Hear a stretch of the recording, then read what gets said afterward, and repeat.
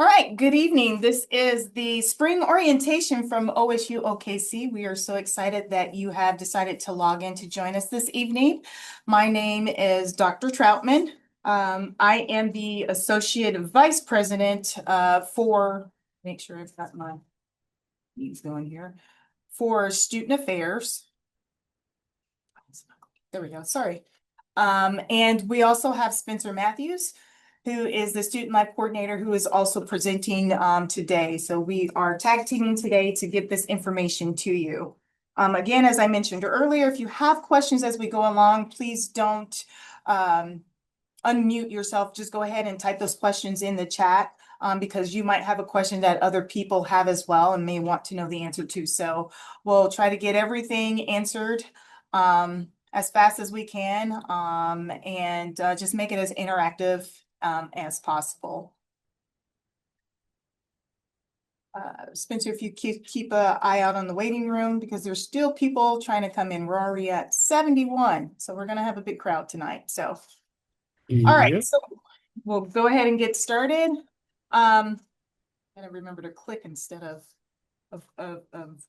advancing forward. So the most important thing that we want you to get out of tonight's orientation is that you are going to be successful in your classes. So of course, starting any type of college or any type of educational journey, our goal is to see you graduate. We want you to finish what you actually started. So we want to be there to see you and celebrate with you and your family on that day that you walk across the stage and get your degree. So a lot of things that we're going to be going over tonight or this evening in this online virtual orientation is things that you need to take into account to be successful, and then also some other resources that are available for you as students at OSU-OKC. So we'll just go ahead and jump right in. The first thing that I want to do is just talk about some of the academic resources that are going to be available for you. And as you can see, our first QR code pops up. So feel free again to go ahead and use your phone to see where these QR codes take you. One of the things that we want to talk about here is that we have a lot of tutoring and support for our students. So there is literally no reason why you should have to struggle alone. So if you're having any type of issues in your classes, you're not grasping something, there is a place for you to go to seek assistance. And that's our Student Success and Opportunity Center. That is here on campus. If you use the QR code, you will also find their contact information because I do know that we do also have students who completely take their courses online. So you still have the same access to the resources as students would if they were here on campus. Within the Student Success and Opportunity Center, which we call the SSOC, we have academic success coaches. You will usually hear from academic success coaches if you are a student that has just for some mysterious reason stop attending your classes, or you're not participating in classes, or your grades are falling in class, or the instructor will put out an alert and just said, hey, I haven't seen the student in class for a while. What's going on? Can you reach out? You will hear from that department because we want to be here to support you and to help you. And we want to try to do that before it gets too bad to be able to make a comeback and turn that around to have a positive effect in your classes. So those are some of the resources that will come out of the academic or the SSOC Center. There's tutoring that's available there. There's even one-on-one tutoring. They can also do some group tutoring as well. These services do not cost you a dime. So these are free services to all of our students, whether you're an online student or whether you are here on campus on a day-to-day basis. The SSOC Center also houses our accommodations requests. So if you have any accommodations that you might need while in your classes, whether it's academically or physically, please get in contact with them. They do have the resources to provide those accommodations that you might need for your classes or while you're here on campus. So in any college environment that you go to, you're all going to have to get used to having tests or pop quizzes and things like that. So I have put a few pop quiz questions within my presentations just to see and to test your knowledge to see how well you are taking in the information that we're presenting this evening. So that means that the first pop quiz is, can you name any of the other resources that were available within SSOC? And if you took your cell phone and used that QR code, it'll be easier for you to answer some of these questions. But if not, that's okay. I do have the answers that we'll pull up. So just real quickly, does anybody know what additional resources that we have available in our Student Success Opportunity Center? I can't see the chat. There we go. Computer lab. Yep. STEM lab. Yes. Yes. Very good answers. Very good answers. So these are some of the other things that we have. Yes, in our Student Success Opportunity Center, we do have a STEM lab. So if you need tutoring with any of your STEM classes, you can visit that center. We have our writing lab, those who might need some additional writing or assistance or to have them kind of read over your writing capabilities. That is also available within the SSOC Center. Like I mentioned before, accessibility. So if you need any type of accommodations or anything like that, you can reach out to SSOC to get those accommodations. We do have a computer lab. We have additional study spaces that are available. And then one of the important ones, our academic coaches are also housed in our SSOC center. So you are able to meet with academic coaches one-on-one to get some guidance, to get some, maybe even it's just not just guidance on your coursework, is maybe it's how to communicate with your instructor or how to resolve an issue that you might have in the classroom or an understanding that you might have. So I just encourage you to use that resources if you need to. So the next thing that we have is our library. And you can also scan that. There's a lot of additional resources that are available. It's not just having to go to get your to check out books and things from the library, but they do have other additional things that are available for your use as students. You have the collaboration rooms. If you ever need to make copies of anything, you can use the copy machine. It does cost 5 cents a copy, but that's still there. They even have like a copy and supply center. So like if you need like a pencil sharpener or some paper clips or like scratch paper, tape, 3-hole punch, things of that nature, those small things, you can also go and use those for free at the library. So if you ever get a chance to come on campus, our library is located in the LRC. It's on the 3rd and 4th floor. Very nice big windows, a very great studying atmosphere. So I do encourage you, if you're ever here on campus, to take advantage of the library space that we have. So I kind of gave this answer away, but does anybody know where the library is located?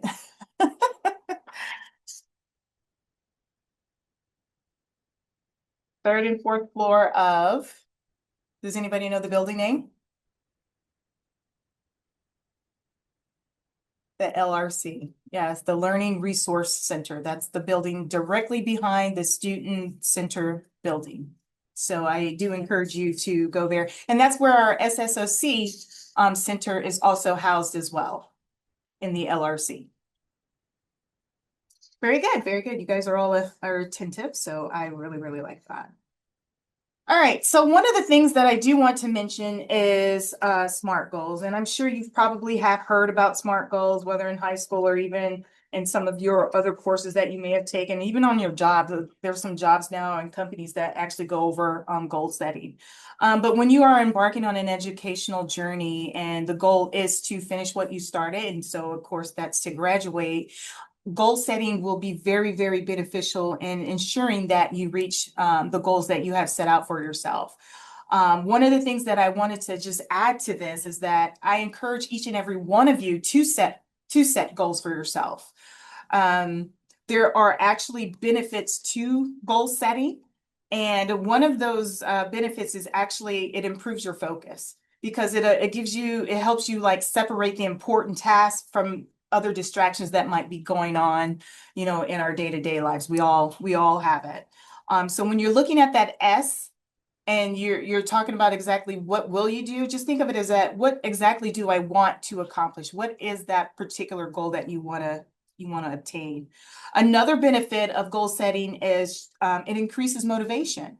So being able to track your progress, it kind of triggers a sense of achievement. that fuels further effort. It's like you want to go ahead and do more. You want to go and do better. I've achieved one goal. Now I want to go on and reach my next goal. Another benefit of setting goals is actually it also increases your confidence. So when you can successfully hit milestones, that definitely builds your own self-belief, but your confidence in saying, hey, I can do this. I've met students where they said, hey, a lot of people, even some of my family members, don't think college was for me. I'm not at Yale or Harvard or anything like that. It doesn't matter. Education is education. And whatever you set your mind to, you can actually do it. Put those naysayers in your back pocket and don't let them be that deciding force of whether you can be successful or not. And then one of the last benefits of goal setting is actually overcoming procrastination. So hopefully, if you're one of those people, and I used to be that person, sometimes I still am in my personal life, with procrastinating. So deadlines and having actionable steps create a roadmap that will actually discourage you from delaying things that you need to get done. So when it comes to that, you just want to figure out what your schedule is, what that schedule would look like for you. So real quickly, what I want to say is that there's a lot of you who might be taking online courses, and maybe you don't even have to come to campus and you're strictly online.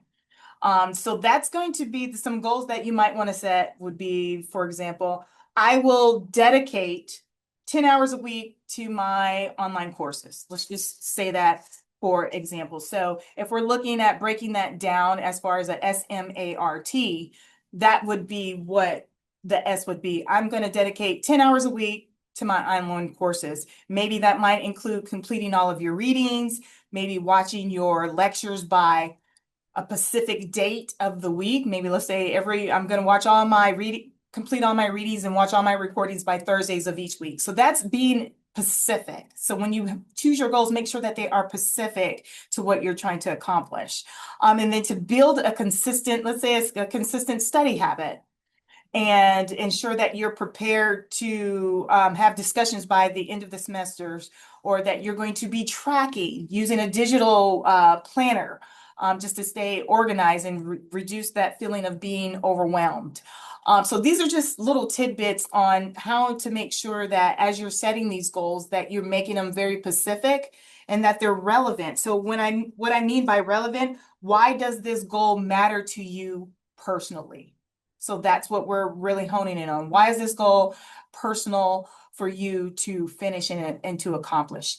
But then one of the biggest thing too, and important things is what's that timeline look like?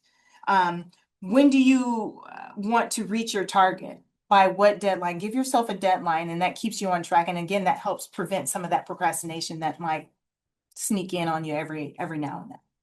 Okay, so here we go, another pop quiz. Could anybody tell me any of the 4 benefits of setting SMART goals that I actually talked about briefly?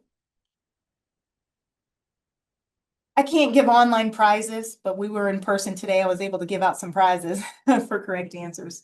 Improves focus, absolutely. Confidence, absolutely. Very good.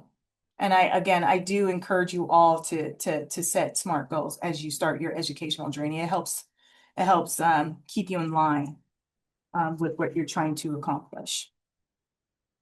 All right, so I'm going to talk a little bit about academic advising. So here, as the Associate Vice President of Student Affairs, I oversee quite a few departments, and most of our departments are the ones that you have to interact with, and that's the advising department being one of them. Financial aid is another department that I oversee, as well as student life, and sometimes I start forgetting career services, our upper bound talent search and trio programs.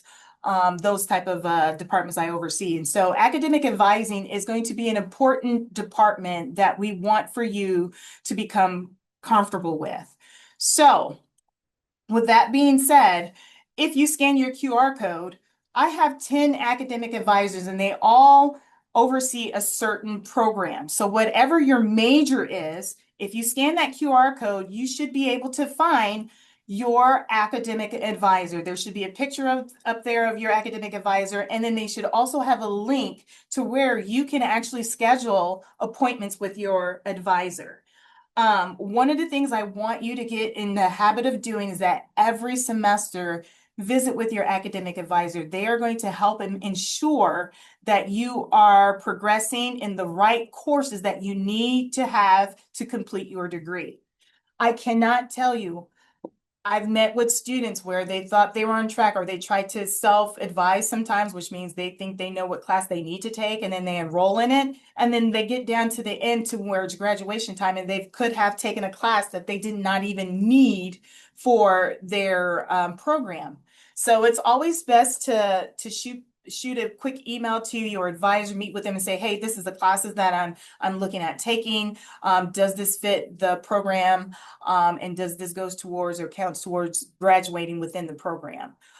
So you can meet with your advisors, you can set up meetings, but we do also allow you to walk in. Walk-ins are acceptable if you're here on campus. We also do virtual appointments. So you can schedule a virtual appointment, just like we're in our Zoom tonight. You can actually have a Zoom meeting with your academic advisor to discuss what your goals are, what your interests are. And one of those things is just to make sure that you're staying on track with the program that you have selected. Now, you might end up having a conversation with your advisor and said, you know what? This is not the program for me. I don't think that this is going to work for me. That's definitely a conversation you would want to have with your academic advisor, because let's do a program change. You might have to fill out a form to change your program. Can you do that? Absolutely. Who you want to get advice from and making sure that the right documentation and paperwork is submitted, speaking with your academic advisor. And we also need to have those type of changes put into the system in your student file that shows that, okay, you have changed a program and now this was your old program, but now this is your new program. And that's also important because on the financial aid side, that makes a big difference. When financial aid goes to award like your financial aid, and let's just say you thought in your mind, you know what, I'm not going to do nursing no more, I'm going to do IT, and you start taking IT classes, but your student file still says that you're a nursing student, then your financial aid most likely is not going to pay because it recognizes that IT classes are not part of a nursing program. So then now your financial aid can't pay out. So that's why we always say, keep your academic advisor informed. If you want to change your majors, it's okay. People do it all the time. I even did it. I started off as a biology major when I was going to school. Didn't like chemistry, and I changed to something completely different. I ended up getting my bachelor's degree in music. So totally two different things. And so of course I wasn't going to be taking biology classes thinking I'm going to get a music degree. So it's the same concept here. So we want to make sure that you are keeping in contact with your advisor throughout each semester. They will also be able to assist you in enrolling and making sure that you're enrolling in the right classes as well. So pop quiz time. If you did the QR code, can anybody just type in the chat, tell me what your major is and who your advisor is, because that makes a difference if you got the answer right or not.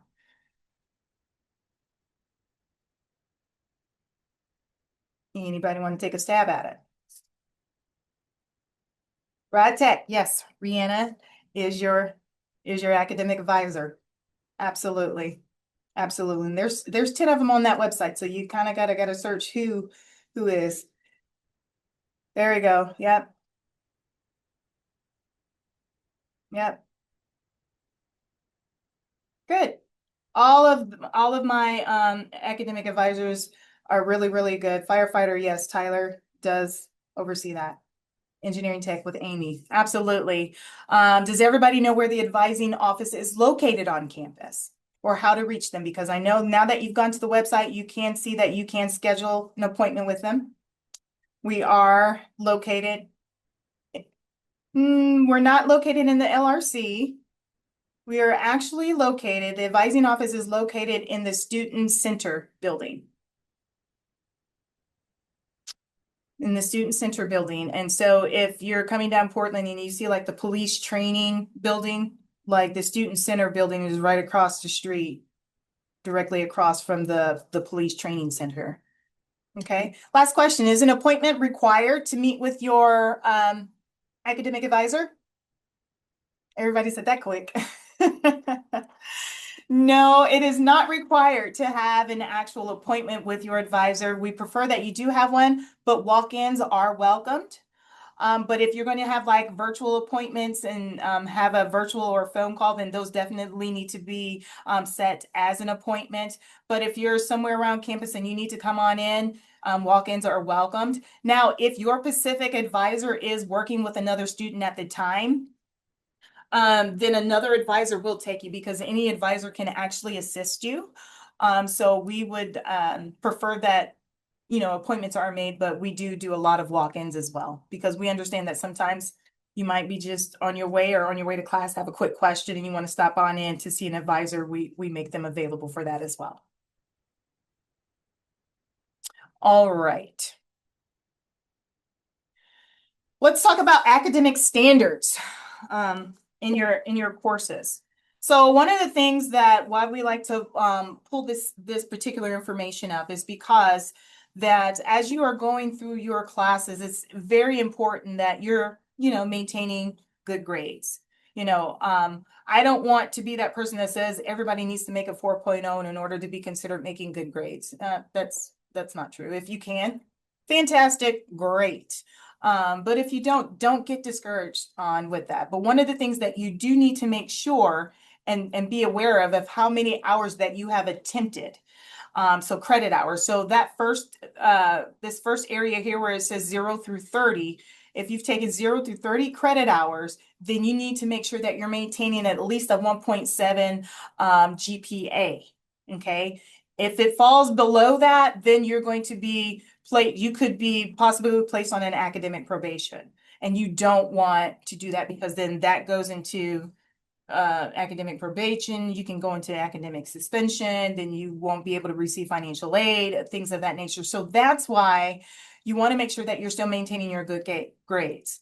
But with all the support that we have available, like with our academic coaches and our tutoring and talking with your professors, getting additional, asking questions, we want you to be successful. So please do not suffer in silence. Let somebody know that you're struggling. Let somebody help you so that we can help you get back on track. Because as a student and a former student myself, just being in college, sometimes things happen. Sometimes things are beyond our control. And if we know what's going on and communicating what's going on, then we have better ways of assisting, setting up a game plan for you to help you get back on track. Okay, so just don't suffer in silence.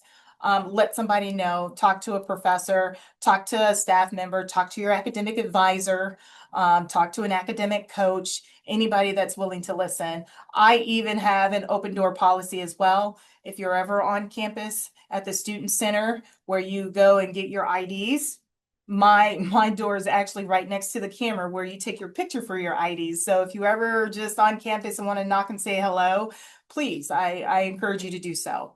But moving forward with your academic standards, one of the things that you want to be aware of is the academic integrity issues.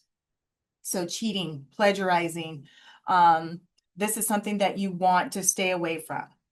Now I know ChatGPT, famous ChatGPT and AI, can literally do your assignments for you. And then if you use that and you submit an assignment, our systems will catch it. All of your assignments that are submitted through our Canvas shells goes through an actual different a different platform that scans it for ChatGPT, or if you copied it off a Pacific website, it'll give us the exact website, where you got it from, and all of that. And so then that instructor at that point, you turn in work that is done by AI or whatever, you will not receive a passing grade for that assignment. So definitely just be aware of that. Do your own work, put it in your own words. It's okay to reference materials, but you need to make sure that you're referencing it correctly. So it's not that you've just copied something off of a website and you put it directly into a paragraph and then you're turning it in, I'm done, my work's done. Well, no, you actually didn't do anything. You just copied and had AI do your work for you, and now our system has caught it. So that is considered plagiarizing when you do not give credit to where you got that information from. And so I've seen students just, fail out of classes because of that. But again, we have our tutorings.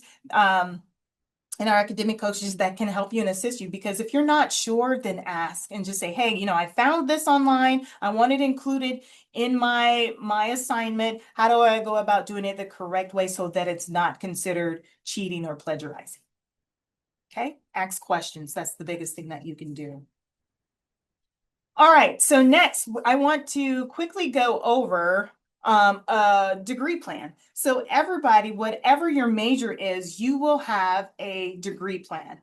And in this presentation, I pulled different ones just to go over different aspects of the degree plan. But if you scan that QR code, you will be able to find all the degree plans for all our programs. You'll just scroll down until you find yours, and then you should see something like this with all the classes. Your degree plan will show all the classes that you will need to take in order to graduate from the program that you are seeking.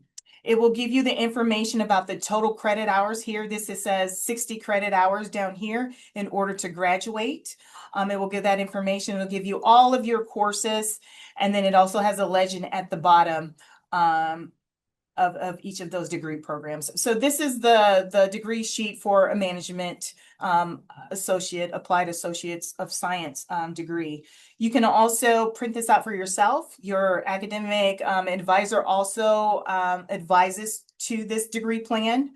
And then again, if you're going to be a person that ends up having to change majors, you want to make sure that you get the degree sheet of the new major that you have changed to and from. Okay.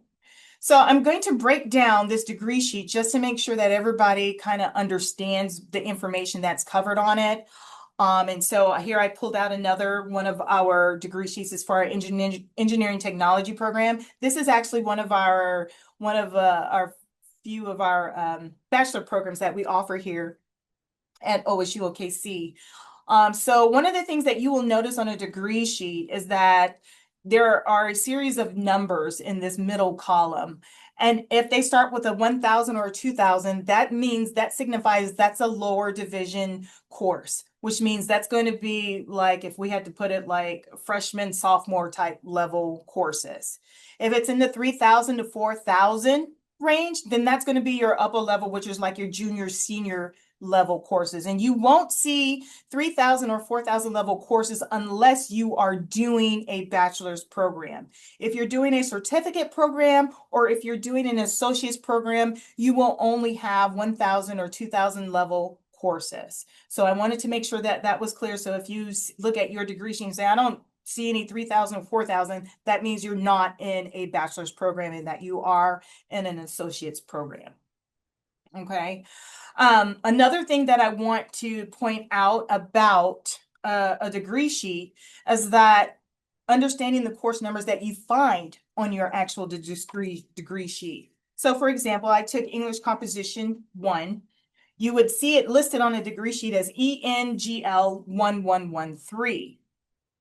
Now, if I go back to that previous one, you'll see that very first one, ENGL, which stands for English, then that 1113. Now, those numbers have a little bit of a significant meanings, like the first number, like I said, that tells you what level courses you are, whether it's a lower division course or upper division course. The second two numbers, that's for internal, that's for the department when they're trying to see which classes that they're offering. So you do not have to worry about the second and the third number. But the third number is also an important number for you to know. That third number represents how many credit hours that class is worth. Okay, and we also break it down over here on the right-hand side. So it ends with a 3. That means that's a 3 credit hour course.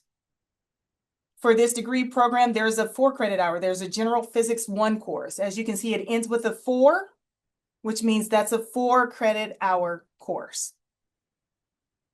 Now, remember, your degree sheet will also tell you how many total credit hours you need in order to graduate with the degree, which is always at the bottom of the degree sheet, which we saw in the first example. Okay. Now, so taking that information, the ENGL 1113, we know what the first number means, lower or higher. We know what the last number means, how many credit hours. Let's take it a little bit further and let's take a look at another degree sheet I've pulled up here. There's some other things that you will notice that there are some courses that have prerequisites. Prerequisites means that you have to take that particular course before being able to enroll in that class. So on this particular example, you see an R and a W. Would anybody by chance want to take a stab at what that might mean? The R and the W? If you had to just guess, what do you think that means?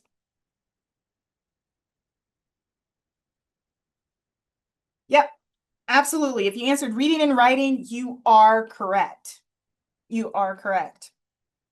So basically what that means is that when you applied for OSU-OKC, what they're looking for is that you have the level of reading and writing to get you into a Comp 1. Now, sometimes some of you might have had to take in what they call an AccuPlacer test so that we can kind of get a feel of where you fall. There's a certain grade you have to get on that AccuPlacer test to say, okay, you have the basis, you know how to read, so you're good. That requirement is fulfilled. There's a certain score for the writing score that you have to fulfill that say, okay, you are competent enough to do some writing. So you are good to go on that. So for English Composition 1, the prerequisite is that you have the basic score of the reading and the writing. Yes, there is an M for math. Absolutely, because we do have a math prerequisite for some of our courses as well. Now, when you're looking at your degree sheet, you'll find that there are other courses. Sometimes there's courses listed there. So here we have the English Composition 2 course. What's the prerequisite? 1113, which is Comp 1. So in order to enroll in Comp 2, that means you had to have successfully finished English Comp 1. Okay, you can't move on to the next class until those prerequisites are met. Okay, now if I actually go back to this one, you'll see for this particular degree sheet, this one actually has courses for like the business calculus course here. That prerequisite is Math 1483. I don't know if that's a basic math or what math that is, but that's just an example. You'll be able to see that what courses are a prerequisite that you have to have taken before you can enroll in that class. So this is another important reason why we say visit with your academic advisor to make sure that you can enroll. Now, you will have the ability to enroll in your classes on your own without the help of your academic advisor. You can do that. So if you're going to do that, be careful and make sure you look at your prerequisites.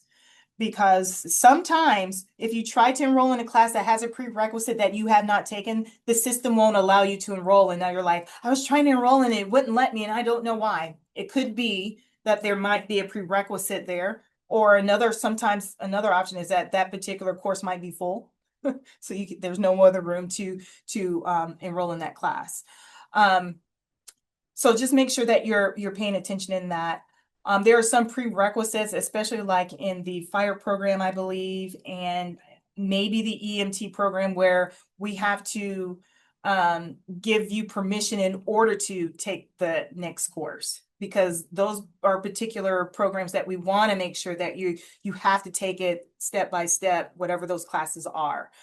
So that's pretty much the all that you need to know for your degree sheet. One last thing is that some of your degree sheets will have this little black diamond on the side next to a course. And basically what that means is that your program has a certificate that you will obtain within that program. So I do know, for example, I think fire and I think EMT might have some embedded certificates in their program. So for example, I don't know exactly what certificate it is, but I'll use one as an example. So let's say you are in the EMT program, you have diamonds on your degree sheet, which means you have an embedded certificate, which means that while you're completing your courses, at a certain point, you've completed some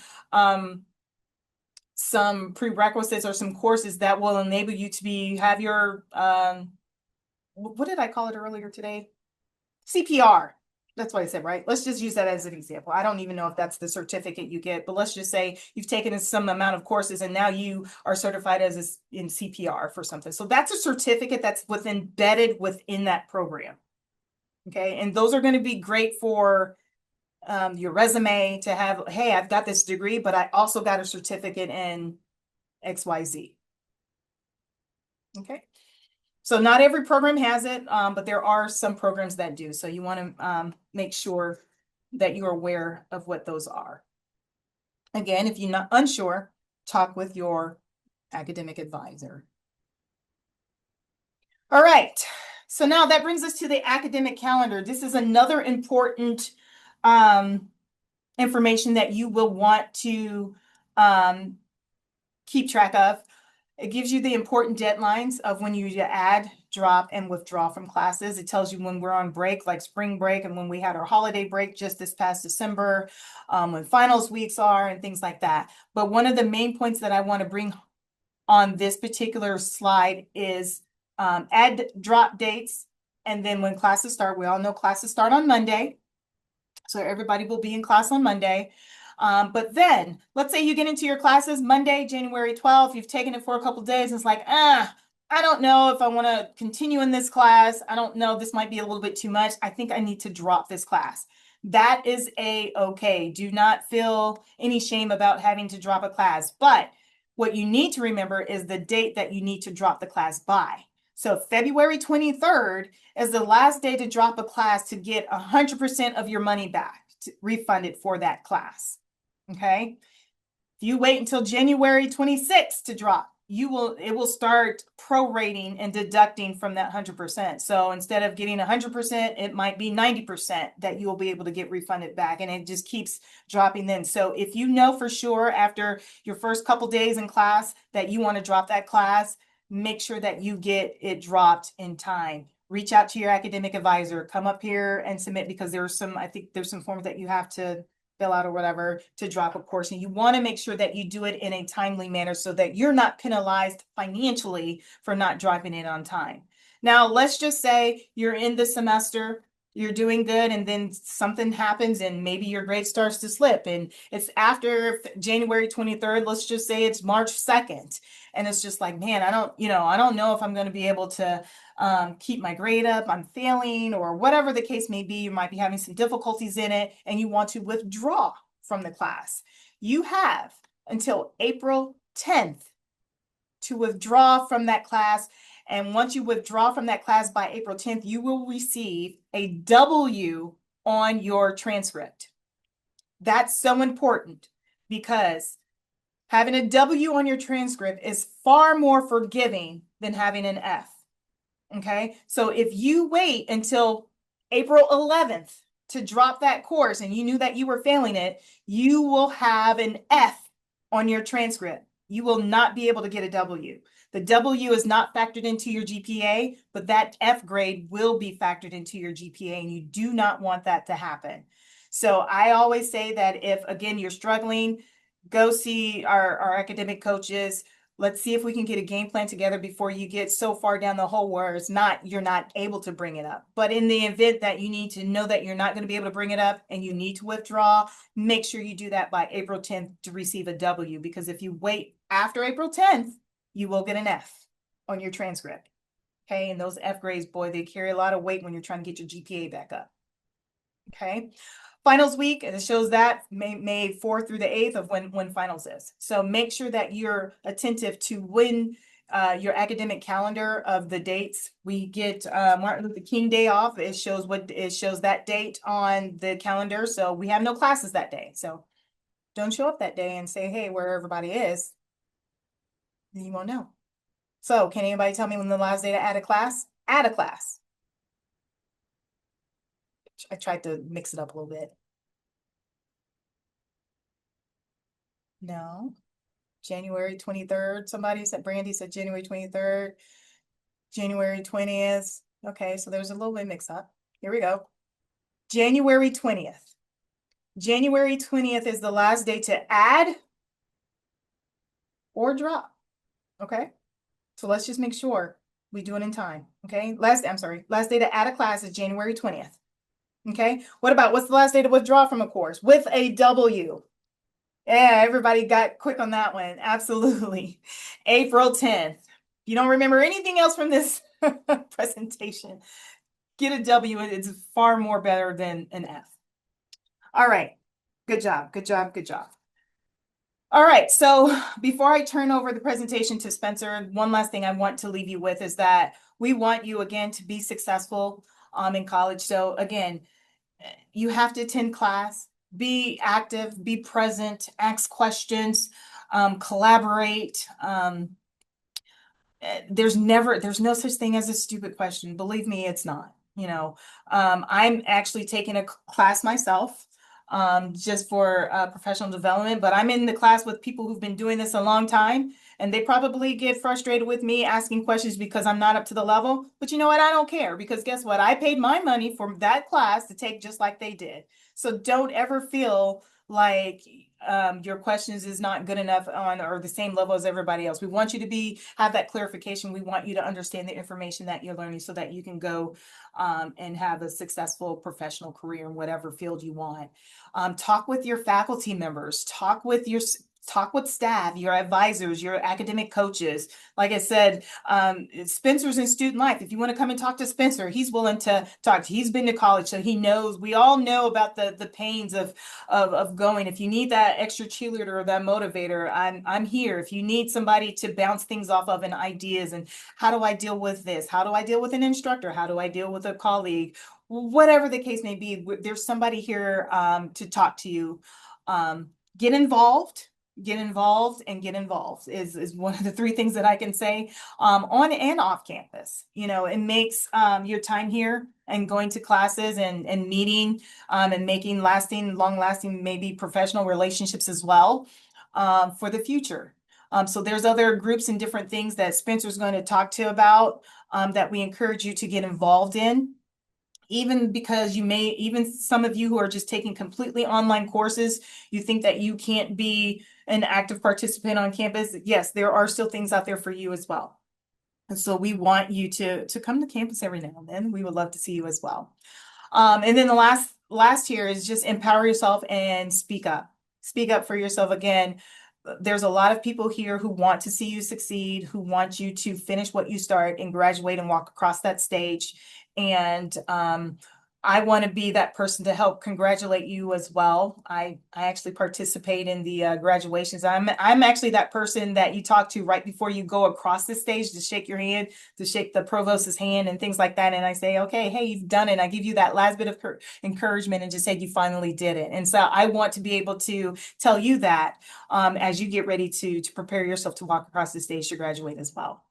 So with that, I'm going to turn it over to Spencer for him to go over some additional information. You can continue to keep the questions coming in the chat, and we'll continue to go with that. Do you go to graduation? I didn't see that. Sorry, go ahead. All good. Yeah, I don't have control of the slides, so Dr. Troutman will Oh, be I'm sorry. changing that for me. No, you're good. All right. Alrighty, my part's pretty quick, pretty painless. Just going over some things, kind of week one stuff, as well as more ways to get involved on campus. So as you can see there, that week one, kind of what you need, that first thing is getting your student ID. Extremely important. It's used all over campus for various things. I know there were a few of y'all students that were talking about the EMT program before this. Having your ID in any of those programs down there in that allied health building. Extremely important. You have access to that building where other IDs don't. There's a lot of very expensive equipment in there, and we like to try to keep that safe and sound with very minimal breakage and problems. That is located on the first floor. You also use it for testing center. You use it in the library, various places around campus. It's very important. And if you're like me, in my undergrad, I didn't memorize my student ID until like the last semester I was there. So you're also going to need that for any questions you have with financial aid in an appointment, any advising. They might need you to tell them, or you might just need to know it to rattle it off to a professor, anything like that. Very important to have. Second is campus dining. We do have our pizza place on campus. It serves breakfast and lunch at those times.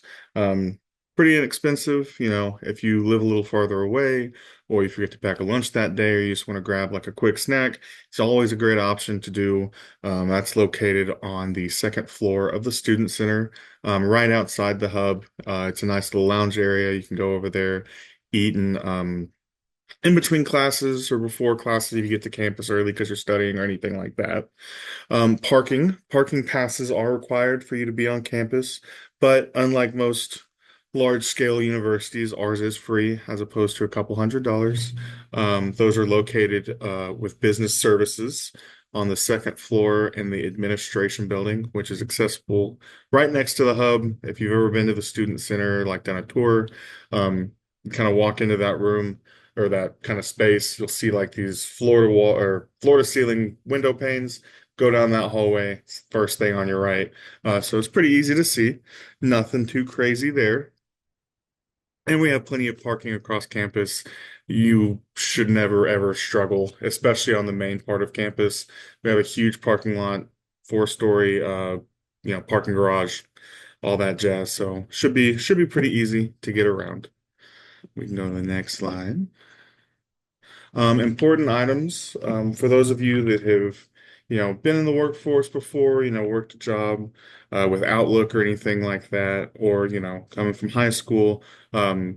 Still drilling into your head that checking your mail regularly is always going to be your best bet for communications, whether that's for classes, whether that's for stuff from student life, from me, about ways to get involved on campus, different events, different scholarships from financial aid. So that is the main and official mode of communication through the university. So that's how you're going to get all of your information about anything and everything that's happening on campus. Um, a lot of these things in my slides that I'm going over, there are some repeats. Typically, whenever information is repeated, it's typically, kind of should send a red flag in your brain. So remember, you got here, you did something to get here, you have to do something to leave. And a lot of that does, involve making sure you're on top of your emails, communicating with professors, communicating with group members if you're doing a group project, and maybe one of your basic or core classes.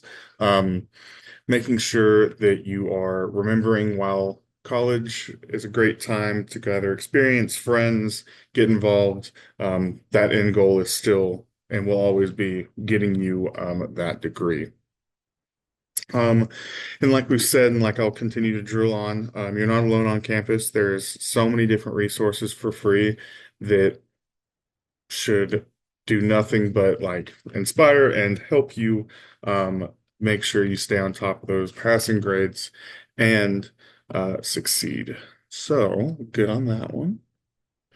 So if y'all have not logged into the myokstate.edu or my.okstate.edu, this is kind of what it'll look like. This is an example from the OSU-IT specifically, but really one of the biggest things on this is knowing in that applications box, going to Canvas. Canvas is going to be where all of your readings are going to be, your syllabus, if you ever need to reference back to that, course calendars. So this is going to, Canvas is like your main hub for everything academics wise. The professors and instructors communicate through there. They'll do updates. If you have class canceled because your instructor gets sick, they'll typically do a Canvas announcement or anything along those lines. And you can set up Canvas to give you extra notifications. So if you subscribe to their message board or whatever, if you don't want to download the app or don't have a smartphone that supports the app, you can have all those notifications forwarded to your email. And typically most phones support Outlook, which should not be any problems. That's also how you can go and access your OKey again. Everybody should have already done that, but in case you ever haven't, address change or phone change, anything like that, you can go in there and update your university contact information. Then you should be good to move on. Financial aid or financial resources. So the Office of Financial Aid and Scholarships is located on the first floor of the student building. You'll kind of see that trend of a lot of these student-based service departments are on that first floor, with the exception of one. But like with advisors, like Dr. Troutman said, you are able to meet with financial aid reps one-on-one. They can offer you assistance, anything financial aid related. FAFSA can be kind of tricky to fill out sometimes or confusing. You might not understand part of it. You can sit in there, you can go do a walk-in with them, or you can email them and schedule an appointment. But you can do a walk-in and you can be like, hey, like I'm not really sure how to fill out FAFSA. Do y'all mind um, helping me out with this? Or, hey, like I'm really would like to get some scholarships. Do you have any opportunities for me? Or are there any opportunities, or where can I go to find that? Speaking of one of them, there's an application on their website called Award Spring. Um, that we highly, highly, highly encourage you to apply for. There is a lot of money that Dr. Troutman is trying to give out to scholarships, and they vary. Some are police science related, some are fire science, some of them are, they're, degree specific, GPA specific, different background specific. They vary across all boards, and with that one application that you fill out, it applies you to every single one of them. And you know, some of them you'll qualify for, some of them you won't.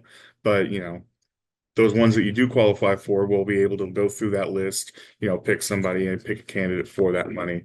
I cannot stress how important it is to go on there and do that, because we are, I believe Dr. Troutman said we're issuing those or starting to look at that next week, I believe, somewhere around there. So I would definitely get on and do that. It probably won't take you more than 5, 10 minutes to fill out the application. So 5, 10 minutes for some free money, make your college bill look a little nicer whenever it hits from the bursar. It's always a good thing. Go to the next slide. Office of the Bursar. So that one that I was mentioning, the student services, that's not located on the first floor, is this office. So it's on the second floor of the admin building. Kind of mentioned this earlier with parking passes. So this is the office that you go for your parking pass. Like I said, it's free. Super simple. You go up there, they give you like a little slip. You put your make, model, and license plate number on there. You hand it back to them. They give you a hang tag for your rearview mirror. You pop it up, and then you're good to go. They also handle all of your bills. So any payments, if you want to go and pay them in person, you can do that. Obviously, there are online options that are a little easier if you don't want to make a trek all the way up to campus, but you can go and handle all that in person. They also deal with all the payment plan options. So if you want to, instead of trying to pay in one lump sum at the beginning or the end, you can set up a payment plan and it can be paid across the entire semester. Um, you know, College gets expensive, and we're here to help you achieve utter success throughout the whole thing. So never be afraid to reach out to this department for some help in organizing and kind of getting that way, because if you never reach out for help, you'll never get it, and that's just kind of how that goes. Should be good. Yeah, there we go. All right, so Title IX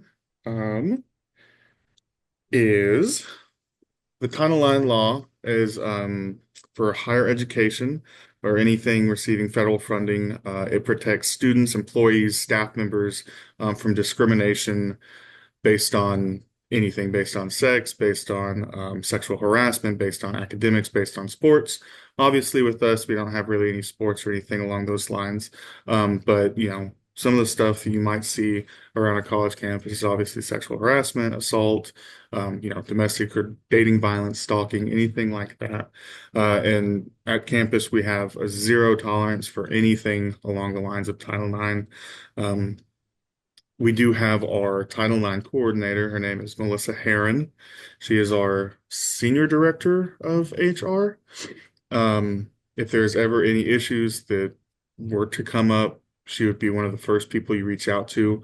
Our safety and security office as well. That is located on the first floor of the BT building, which is right behind the LRC and kind of catty corner to that Parking garage I was mentioning. So if you ever need any assistance there, you can go down there and they can give you any type of assistance necessary, whether that might be, making sure y'all aren't in the same classes, anything along those lines. We can go to the next one. Oh, oh, Oh, sorry. Yep. okay. Oh, went through everything. Is that it? We were on one is too many. Okay, here you go. Perfect. All right, so y'all might have already gotten some emails about this one is too many training. Kind of doubling down and showing that we have a zero tolerance for any type of Title IX violations. We do require all of our students to take a sexual assault and sexual violence prevention training. And that's not just OSU-OKC either. That is for OSU Stillwater. That is for the Center of Health Sciences in OSU Tulsa, OSU IT over in Okmulgee. All the OSU students, if you go to an OSU campus, this is a requirement. It's actually ran through our Department of Student Life. So it actually, I oversee and make sure it's students are getting done and making sure that notifications are going out for those students that might have forgotten about it. Um, it is available as soon as term starts and then it ends at the end of term. It is very, very, very important, and I can't stress this enough, for you to get that done in a timely manner because first, you can't, beyond this semester, you are not able to enroll in any classes because it puts a registration hold. And two, the training will shut if you do it past the ending term. So, like, I believe this last fall, I had some students that didn't get it done by December 31st. I had to go back into the Vector Solutions third-party website and reactivate their account so they could go back in and get that hold removed. It takes just north of an hour. It doesn't take too long. I always suggest students do it on a laptop or a desktop computer because doing it on an iPhone or like a smartphone, tablet, that kind of thing can cause the system to glitch out and it might not save your, spot. So like, say you're sitting at lunch in the, hub and you want to bust out some of this, you can get on your laptop, kind of go through a little bit of it. You can save your spot, come back to it a little bit later. But if anybody needs help finding it, it's on the website easily. Come first day if y'all want to knock it out. Always feel free to stop by my office and I can help you out and show you where it is. Only takes north of an hour. It's not too bad. Should be good to go. So we have our health and wellness on campus. So we do have a fully stocked gym that you can go and work out in, completely free for students. All you do is go in, you check in, you get your workout in. Has fully, I believe the women's locker room was just refurbished and like remodeled not too long ago. I think they're working on the males here soon.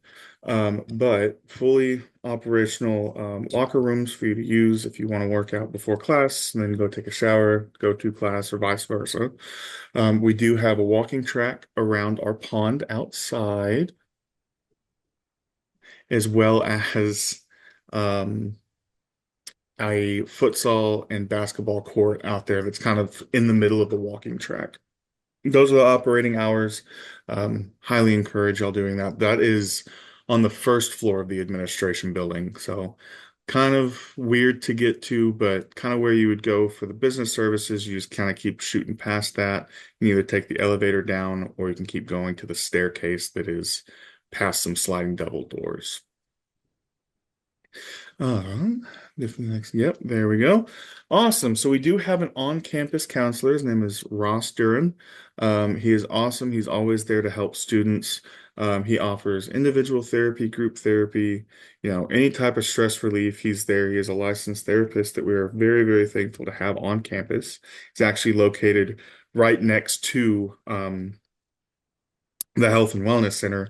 So right there, times in college can get, hard, you have finals week, you get stressed about that, or even if you have something stressing you out in your personal life, you can shoot him an email, you can set up an appointment, or if he has his door open and he's not in a session, he typically is very welcoming for students to come in there and just let off some steam and vent a little bit if that's what needs to happen. We also have our reboot room on the third floor. It is just kind of like a little zen area for students to go and chill out between classes. There's a massage chair in there. Ross typically keeps it stocked up with like little fidget toys, spinners, things like that, just to kind of alleviate some stress and anxiety in between classes or tests, exams, anything along those lines. So, like I said, I don't know if it's new or rebooted. I never got the clear answer on that, but we have our career services department, and our coordinator is Miss Lynn Burgett. Um, so if there's anyone in this chat or, Zoom call that hasn't figured out their major or, is kind of wondering or kind of exploring different options, she'd be a great person to go to. She'll be able to kind of, pick your brain, figure out, what makes you tick, what your interests are, and then what might be a good career and major for you to kind of go down. And then once you're past that, she does also help place the student workers for departments around campus, like Student Life. My department is definitely looking for some student workers. All you got to do is go talk to her, and then she'll kind of walk you through the steps of, you have to go to financial aid, make sure you qualify, things like that. HR has some play in there, and then you get to go out, interview with the separate departments that you're interested in. So would love to have a couple of y'all be a student worker in Student Life. We're pretty fun, do a lot of cool things. But one of the main parts of her goal is or job is assisting in creating application materials, resumes, cover letters, professional reference sheets, kind of getting you set up for life after OSU-OKC, kind of help you navigate job fairs, career fairs, job offers, just making sure that you are as successful as can be. Obviously you're getting all your knowledge from your program, from class instruction, but not a lot of people think about the after the fact that you're done learning. And there is a lot of personal skills that Miss Lynn is here to help you out with and develop. Campus involvement, that's heavily reliant on student life. So we have student organizations. I think we have about 13 or 14 on campus. I'm always looking for students to either bring back old ones that had died out or create new ones. Right now, a couple of examples. Obviously, we have Student Government Association, we have Student Activities Club, we have, Black Student Association, we have Native American Student Association, we have Hispanic Student Association, we have all these different clubs that help you get involved around campus, that help you find friends and colleagues that have very similar interests in what you do. Like I said, Student Government Association is one of the big ones. That's actually one that's ran through Student Life. I am the advisor for it, and they do a lot of various events around campus, like they're helping me with the Weeks of Welcome, kind of, breakfast stuff next week. We'll have breakfast up in the right outside the hub. We'll have donuts, coffee, water, pastries, things like that, Tuesday through Thursday, starting at 7:30 for you early risers, and throughout the rest of the day until they're out. They also help make campus better for, you as students. One of the most recent examples, we had some policy changes on our cold weather kind of protocols.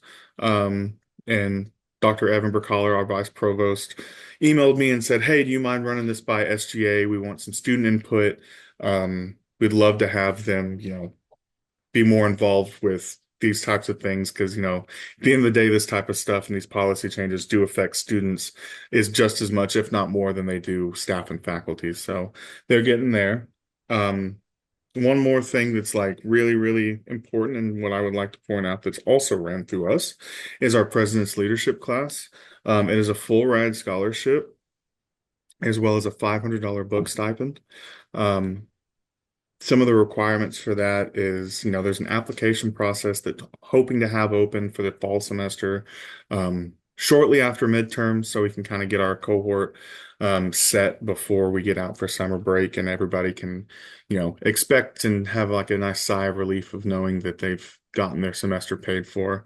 But there's that application process. There's typically an interview that goes with it, as well as a couple of letter of recommendations. But luckily for y'all, um, you'll have a semester under your belt, make nice with your professors, show them that you're a good student, show them that you would deserve an opportunity like this. And most professors have no problem writing those type of letters. And then also maintaining a 3.0. And then we have biweekly meetings on Friday that take place at 9 a.m. in the morning.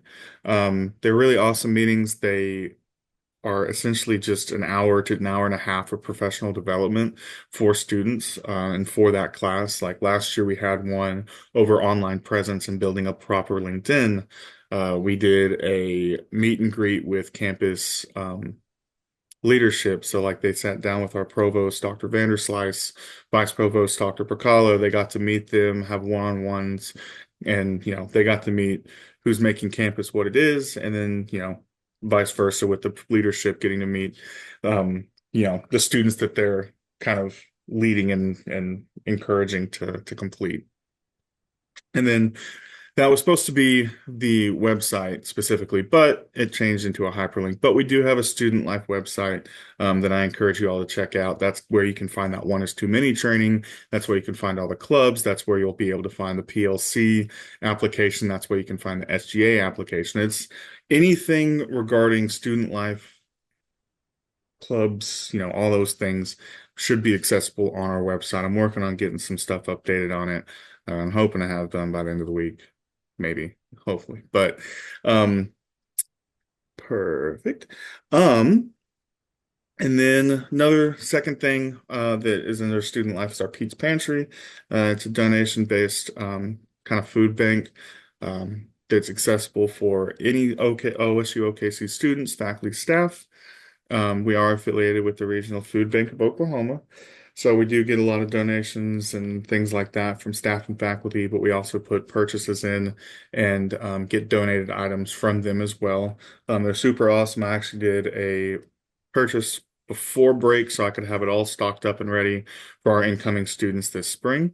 All you need is your OSU OKC ID, as well as filling out a short form, but it's electronic and it's super quick, super easy. Typically doesn't take students more than, 40, 50 seconds. And then it is located on that second floor of the LRC, right outside of the Student Success and Opportunity Center. Pretty easy to catch. We're actually going to get a vinyl up on the wall that says Pete's Pantry over it. So it'll be even easier to see. Should be good. Clubs and organizations, like I said, we have multiple clubs and things like that across campus. I highly suggest you get involved, especially into some of the ones that are degree specific. So like if you're nursing, there's Student Nursing Association, or if you're vet tech, there's Vet Tech Student Association.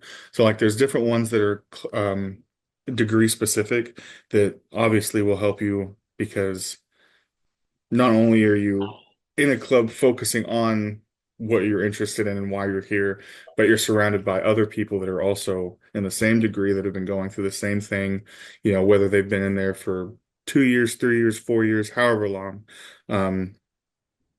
They'll be able to give you some guidance, leadership development. You join one of these clubs and then, you're in there for a semester or two, you want to be a president. So then you become the president, and then you take on more responsibilities of like actually doing a lot of the legwork on getting plans and running the budget and keeping track of budgets that you get from, the student life office. Volunteer opportunities, PLC and SGA have some required volunteer/community service hours. So you get connected with various, departments, as well as just people across the OKC community. We've done work with legacy parenting over in Shawnee. I've obviously worked pretty closely with the regional food bank.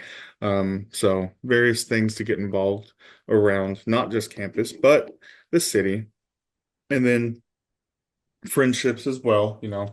Making friends can be tough sometimes. So if you get in a group that, you're like, oh, everybody in this D&D club obviously likes D&D,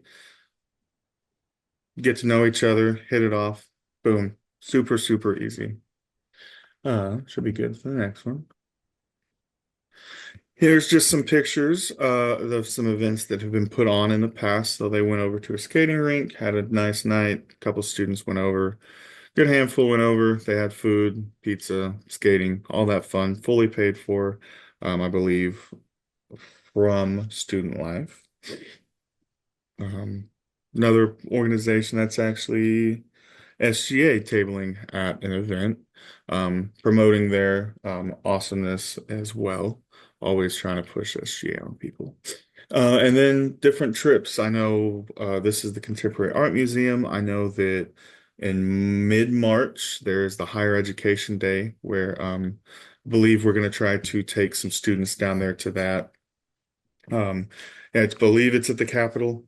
So they do some different breakout sessions, things like that as well, just so you can learn a little bit more about higher education and the way it's operated and ran here in Oklahoma.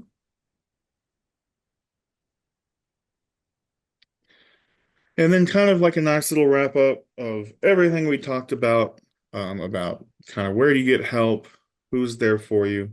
So you have your obviously instructors. They're the main kind of person to go to when it comes to getting help in classes, connecting you with things that will help you with class like the SSOC, tutoring, STEM lab, writing center, and then obviously provide mentor and guidance through those programs.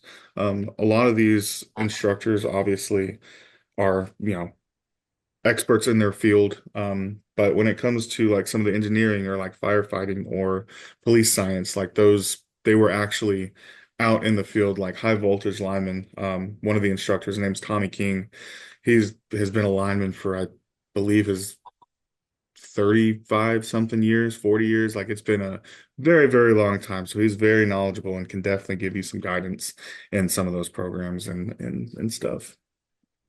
And we have our student advisors.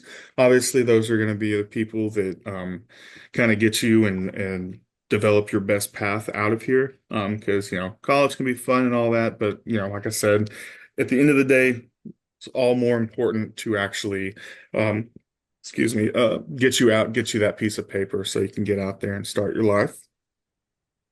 And then obviously connect you to more campus-wide resources and support.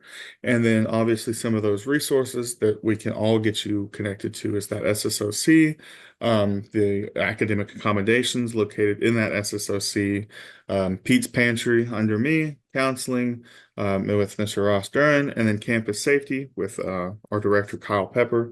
We're all here to help and support you in the best way possible. Best piece of advice I got whenever I started going to college was just ask.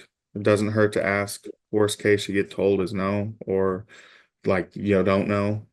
But we're all pretty good here at OSU-OKC about if we don't know the answer, we will make sure that we find it for you. So.